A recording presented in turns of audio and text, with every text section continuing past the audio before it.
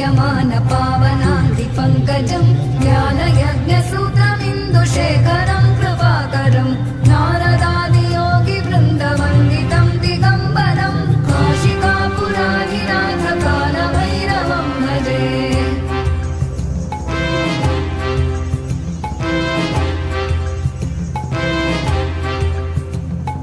भानुकोटिभास्वरं भवाभितारकं परं नीलकण्ठमीप्सितार्थदायकं त्रिलोचनं कालकालमम्बुजाक्षमक्षशूलमक्षरं काशिकापुराधिनाथ कालभैरवं भजे।